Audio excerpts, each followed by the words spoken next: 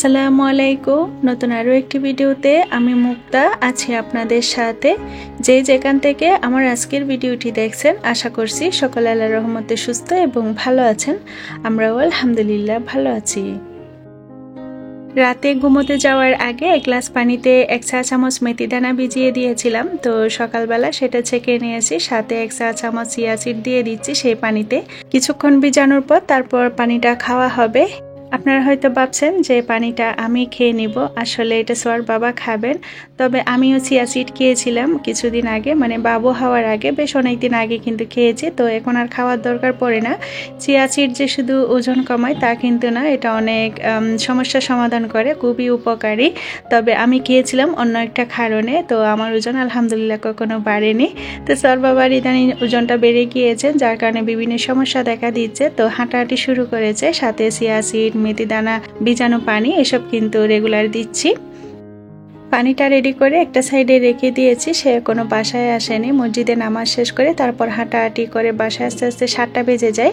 আজকে সোহাসিয়ামের স্কুল নেই, ওদের ক্লাস শেষ হয়ে গিয়েছে। তো আগামীকাল থেকে পরীক্ষা শুরু হয়ে যাবে, তো সেদিকে আর ঝামেলা নেই। তো একটু লেট করেই ডাকছি, এমনিতে তো সোয়া খুব বুড়ে উঠে। তো ভাবছি আজকে 7:30 বা 8টার দিকে তাদেরকে ঘুম থেকে ডেকে দিব।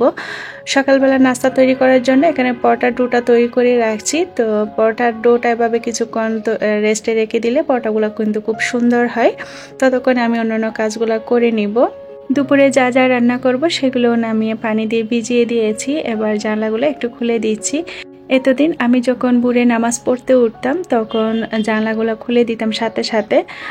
এখন যেহেতু সকালবেলাটা একটু ঠান্ডা পড়ছে, তো একটু দেরি করে সূর্য ওঠার পরে কিন্তু জানলাগুলো খোলা হয়। আর কাপড় চোপড়গুলোতেও একটু রোদ লাগিয়ে তারপর গুছিয়ে এনে কাপড়গুলো শুকাতে দিতে দিতে বিকালবেলা হয়ে যায়, তখন তো সূর্য থাকে না। আর আমাদের বারান্দায় সকালবেলাটায় কিন্তু রোদ পড়ে, বিকালের দিকে টোটালি পড়ে না। তো আর এখন যেহেতু দিন ছোট, তাড়াতাড়ি কিন্তু ঠান্ডাটা পড়ে যাচ্ছে বিকালের দিকে। তো সেই হিসেবে কাপড়গুলো ঠান্ডা ঠান্ডা থাকে, রাত্রিবেলা ঢোকানো হয় না। আবার একটু রোদ না লাগলেও কিন্তু ভালো লাগে না। তো যার কারণে সকালে কিন্তু রোদ লাগার পর কাপড়গুলো ঢুকিয়ে থাকি। এরই মধ্যে সোহাসিয়ামকে ঘুম থেকে ডেকে পড়তে বসিয়ে দিয়েছি। বাবুর কাছেও কিছুক্ষণ গিয়ে তাকেও আবার ঘুম পাড়িয়ে দিয়ে তারপর চলে এসেছি কিচেনে নাস্তা তৈরি করার জন্য।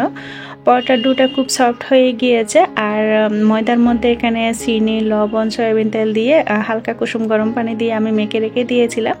আপনারা তো ভিডিওতে দেখেছিলেন। তো এভাবে ডোটা পারফেক্ট হলে আসলে পরোটাগুলো কিন্তু খুব সফট এবং পারফেক্ট হবে। এখানে পরোটার ডোটা একটু বেশি করে করেছি যেন কয়েকটা পরোটা বাড়তি হয়। আমরা মানুষ হিসেবে এখানে পরোটা বেশি দেখতে পাচ্ছেন, আসলে কয়েকটা প্রয়োজন করব।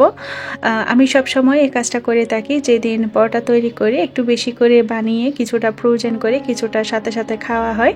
অন্য একটা সকালবেলা যেন খুব রিল্যাক্স মোডে খুব ভালো লাগা নিয়ে রেডিমেড পরোটা দিয়ে সকালের নাস্তাটা করে নিতে পারি। প্রতিদিন তো আসলে পরোটা খাওয়া হয় না, এক একদিন এক একটা তৈরি করা হয়।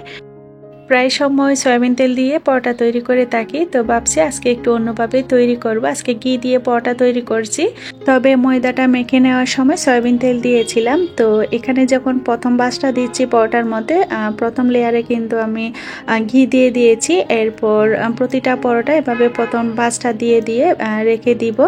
এতে করে পরোটা যখন ফাইনাল বেলাটা দিব তখন আর ছোটো হয়ে আসবে না। অনেক সময় পরোটা বেলার সব পরে কিন্তু ছোটো হয়ে আসে। ফাইনালভাবে বেলার পর এবার এক একটা ছেঁকে নিচ্ছি, এক একটা বানিয়ে সাথে সাথে এক একটা ছেঁকে নিব। আর এখানে এপাশ ওপাশ প্রথমে একটু হালকা সেঁকে নিব। এরপর যখন ফুলে উঠবে তখন ঘি দিয়ে দিব। ঘি দিয়ে এ পর্যায়ে যদি পরোটাটা ভাজা হয় খুব সুন্দর একটা স্মেল ছড়ায়, পুরো ঘর কিন্তু মোমো করে। আর খাওয়ার সময় খুব বেশি ভালো লাগে। তেলের চেয়ে ঘি দিয়ে পরোটা তৈরি করলে কিন্তু একটু বেশি মজার হয়। এখানে সোহাসিয়াম আর আমার জন্য পরোটা তৈরি করে নিচ্ছি। তো সোয়ার বাবা যখন উঠবে তাকে সাথে সাথে এভাবে ভেজে দিব। সাথে সাথে এভাবে ঘিয়ের পরোটাগুলো ভেজে খেলে কিন্তু অনেক বেশি ভালো লাগে, মুখে একদম লেগে থাকে। তবে আজকে আমরা ঘন দুধ চা করে তারপরে এই পরোটাগুলো দিয়ে সকালে নাস্তাটা করব।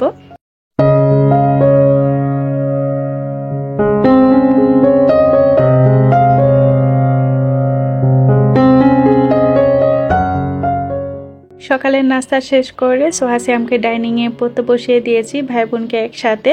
এরপর আমি যে রেগুলার কাজগুলো থাকে বিছনা গোছানো টুকটাক অন্য কাজ সেগুলো করে নিচ্ছি একের পর এক। বাবু ঘুমাচ্ছে। বাবু দেখা যায় দিনের বেলা অনেক বেশি এখন পর্যন্ত ঘুমিয়ে থাকে, তো আর আমার কাজ করতে তেমন একটা সমস্যা হয় না। আর এর মধ্যে যদি সে সজাগও থাকে তো সোহাসিয়াম বাসায় আছে, একজন একজন করে এক একবার নিয়ে নিবে আমি যতক্ষণ না কাজ করব।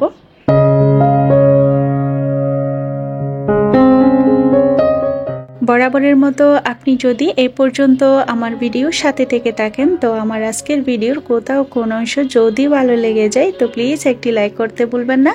আর আপনি যদি এই ধরনের লাইফস্টাইল ভিডিও আরও দেখতে চান চাইলে আমার চ্যানেলটি সাবস্ক্রাইব করে পাশে থাকা অল অপশনটি প্রেস করে রাখতে পারেন। কাজগুলো যদি আপনি অলরেডি করে থেকে থাকেন তো আপনাকে জানাই অসংখ্য ধন্যবাদ। এখানে ফ্রিজে কিছু ব্রয়লার মুরগির লেগ পিস রাখা ছিল, তো সেগুলো নামে ভিজিয়ে দিয়েছি। ভাবছি সোয়াসিয়ামকে বিকালবেলা একটু চিকেন ফ্রাই তৈরি করে দিব। তো সকালের দিকে তো সেগুলো ম্যারিনেট করে রেখে দিতে হবে, তো করে কিন্তু টেস্টটা ভালো আসে আর কি। আর গরু মাংস ভিজিয়ে দিয়েছিলাম। আজকে আপনাদের সাথে চট্টগ্রামের অথেন্টিক যে মেজবানি মাংস সেটা শেয়ার করার চেষ্টা করব। আর এই মেজবানি মাংসর রেসিপিটা দেওয়ার জন্য এক দুইবার আপু আমাকে গত 2-3টা ভিডিওতে রিকোয়েস্ট করেছিলেন। তো ভাবছি ফ্রিজে তো গরু মাংস আছে, আজকে তো রান্নাই করব, তো মেজবানি মাংসটা রান্না করে ফেলি। আর সব কিছু মশলা তো রেডি করাই আছে। গরু মাংসগুলো ভালোভাবে ধুয়ে পানি জড়িয়ে যে হাঁড়িতে রান্না করব সে হাঁড়িতে নিয়ে নিয়েছি। আর মেজবানি মাংস সবসময় হাতে মেখে এভাবে সব কিছু দিয়ে তারপর বসিয়ে দেওয়া হয়। এখানে 1.5 কেজি পরিমাণ গরু মাংস আছে, সেই অনুপাতে মশলাগুলো দিয়ে দিচ্ছি। 2 কাপেরও একটু বেশি পেঁয়াজ কুচি দিয়ে দিয়েছি। আর এই মাংস রান্নাতে পেঁয়াজের পরিমাণটা অবশ্যই বেশি দিতে হয়। আর আদা রসুন বাটা দিয়েছি 1 টেবিল চামচ করে করে উঁচু করে, সেই সাথে গরম মশলা গুঁড়া দিয়েছি আস্ত, তেজপাতা, দারচিনি, লং, এলাচ এই 4টা। আর লাল মরিচের পরিমাণটা একটু বেশি দিচ্ছি, এখানে 1 টেবিল চামচের থেকে একটু বেশি দিয়েছি। হলুদের গুঁড়া দিয়েছি 1 টেবিল চামচের থেকেও একটু কম। আর ধনিয়া গুঁড়া দিয়েছিলাম উঁচু করে 1 চা চামচ। জিরা বাটা দিয়েছি উঁচু করে 1 চা চামচ, সেই সাথে সরিষা বাটা দিয়েছি 1 চা চামচ। আর দিয়েছি বাদাম বাটা 1 চা চামচ, নারকেল বাটা দিয়েছি 1 চা চামচ উঁচু করে। আর এই রান্নাতে অবশ্যই নারকেল বাটা, বাদাম বাটা, সরিষা বাটা এই 3টা দিতেই হবে, তাহলে কিন্তু অথেন্টিক যে একটা মেজবানি ফ্লেভার সেটা কিন্তু পাওয়া যাবে। আর মেজবানি মাংস রান্নাটা সম্পূর্ণটাই সরিষার তেল দিয়ে করা হয়। এখানে 1.5 কাপ পরিমাণ সরিষার তেল দিয়ে দিয়েছি। আর মশলার সাথে মাংসটা হাতে ভালোভাবে মেখে তারপর চুলাটা ধরিয়ে দিয়েছি। নর্মালি বাবুর্চিরা যখন এই মেজবানি মাংসটা রান্না করেন তখন তারা তো অনেকগুলা মাংস বড় হাঁড়িতে রান্না করেন, তখন তারা এভাবে হাতে মেখে নেন না, সব মশলা দিয়ে একেবারে চুলায় আগুন ধরিয়ে দেন। তো নাড়তে নাড়তে পরবর্তীতে রান্না হতে হতে সব কিছু মিশে যায়।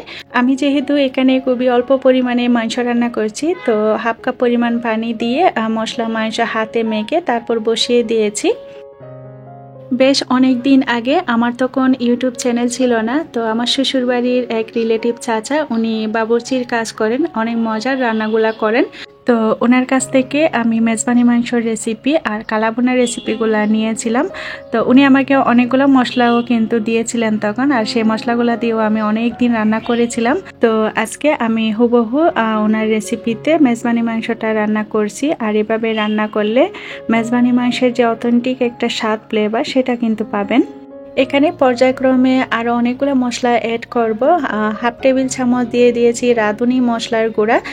বাজারে যে রাঁধুনি মশলা প্যাকেটটা কিনতে পাওয়া যায় ওখান থেকে দিয়ে দিয়েছি 1/2 টেবিল চামচ, ওটা কিন্তু অবশ্যই দিতে হবে।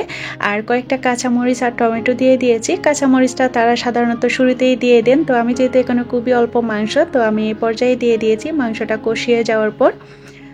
সাথে 2 কাপ পরিমাণ পানি দিয়ে দিয়েছি যেন মাংসটা ভালোভাবে সিদ্ধ হয় আর ঝোলটাও যেন একটু মাখো মাখো হয়। 1 চা চামচ উঁচু করে গরম মশলা গুঁড়া দিয়ে দিয়েছি। আর এই গরম মশলা গুঁড়াটা অবশ্যই দিতে হবে। আর গরম মশলা গুঁড়াটা আমার অন্যান্য ভিডিওতে অনেকগুলো দেওয়া আছে, যেটা আমি সবসময় মাংস রান্নাতে ব্যবহার করি। আর এই গরম মশলা গুঁড়াতে সব ধরনের মশলা দেওয়াই আছে। সাথে অল্প একটু পেঁয়াজ বেরেস্তা দিয়ে চুলার আঁচটা একেবারে লো করে তারপর দমে বসিয়ে রেখে দিয়েছিলাম। ততক্ষণে আমরা শাওয়ার নামাজ সব কিছু শেষ করে এসে খাওয়ার সময় তারপর বাটিতে সার্ভ করে নিয়েছি। এভাবে রান্নাটা করলে হুবহু মেজবানি মাংসের যে একটা স্বাদ সেটা কিন্তু পাবেন, কোনো অংশ একটু কম হবে না।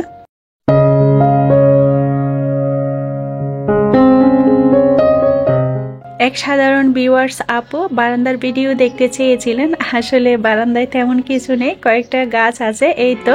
আর বারান্দার যে গ্রিলগুলা সেগুলো আগে দেখতে ভালো লাগতো, একটু ফাঁকা ফাঁকা ছিল। তো সেফটির জন্য সোয়ার বাবা সেগুলো উপরে আরও একটা লেয়ার গ্রিল দিয়ে দিয়েছেন। তো দেখতে এখন জেলখানার মতো লাগে, আমার কাছে ভালো লাগে না, খুবই ঘন হয়ে গিয়েছে গ্রিলের গ্যাপগুলা। তবে ইচ্ছা আছে কোনো একদিন যদি বারান্দাগুলা খুব সুন্দর করে সাজিয়ে নিতে পারি তখন আপনাদের সাথে পুরোটাই শেয়ার করব। আচ্ছা, আপনারা হয়তো খেয়াল করেছেন আমার ভিডিও শেষের দিকে আমার ভয়েসের সাথে সাথেও বাবুর ভয়েসটাও কিন্তু প্রায় ভিডিওতে শোনা যায়। আসলে আমি যখন ভয়েস দিতে আসি তখন তাকে ভালোভাবে ঘুম পাড়িয়ে অন্য রুমে এসে ভয়েস দিই, যেন সে আমার কথা শুনে তার ঘুম ভেঙে না যায়। তো আসলে ঠিকই ভিডিও শেষ হওয়ার ঠিক কয়েক মিনিট আগে সে কিন্তু সজাগ হয়ে যায়, আর তাকে সাথে নিয়ে বাকি ভয়েসটা শেষ করি। তো আমি যখন ভয়েস দিই তখন সে ভাবে যে আমি তার সাথে কথা বলছি, সে আমার দিকে তাকিয়ে তাকিয়ে এভাবে আমার সাথে হেসে হেসে কথা বলতে থাকে। আর এই বিষয়টা অনেক ভিউয়ার্স আপুরা খেয়াল করে থাকেন এবং আমাকে কমেন্টে জানিয়েও থাকেন। এখানে চিকেনগুলা ফ্রাই করে নেওয়ার জন্য একটা ময়দার কুট তৈরি করে নিয়েছি, আর এখানে 1.5 কাপ পরিমাণ ময়দা নিয়ে সাথে স্বাদ মতো একটু লবণ দিয়েছি, আর গোলমরিচের গুঁড়া অল্প একটু লাল মরিচের গুঁড়া দিয়ে ভালোভাবে মিশিয়ে তারপর চিকেনগুলা এভাবে কুট করে নিচ্ছি। প্রথমে একবার ময়দার সাথে গড়িয়ে তারপর যে একটু চিকেন থেকে মশলা বের হয়েছিল সেখানে অল্প একটু পানি দিয়ে নিয়েছিলাম, আর সেই পানিতে একটু ভিজিয়ে নিয়ে আরও একবার ভালোভাবে চেপে চেপে ময়দার কোট করে নিচ্ছি। সবগুলা করে নেওয়া হয়ে গেলে তারপর ডুবিয়ে তেলে ফ্রাই করে নিব। তেলটা ভালোভাবে গরম করে নিয়েছি।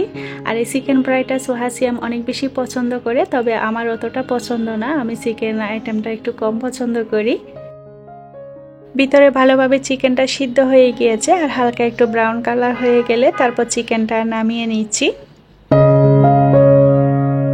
দোকানের চিকেন ফ্রাইগুলো আসলে তারা অতটা মশলা ব্যবহার করে না, কোনো রকম সিদ্ধ করে তারপর উপরে কুট করে দেয়।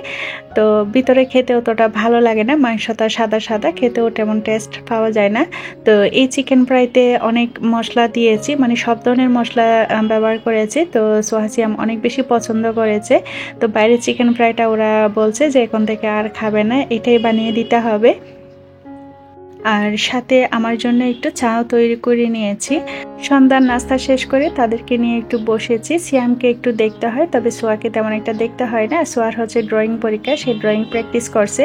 বাচ্চাদের পরীক্ষা মানে মায়েদের পরীক্ষা, টেনশনটা মায়েরই বেশি হয়। দেখা যায় পরীক্ষার রেজাল্ট যদি একটু 19-20 হয় সবার আঙ্গুলটা মায়ের দিকে উঠে, সব দোষ তো মায়ের দোষ হয়ে যায় তখন। তো সিয়ামকে রেগুলার তো দেখি, এরপরও সব পড়া নিয়ে একটু বসেছি। টিচার পড়িয়েও গিয়েছেন, এরপর আমি যতক্ষণ না দেখি আমার শান্তি লাগে না। তো সব কিছু আমি আমার মতন করে আবার একটু বুঝিয়ে দিচ্ছি।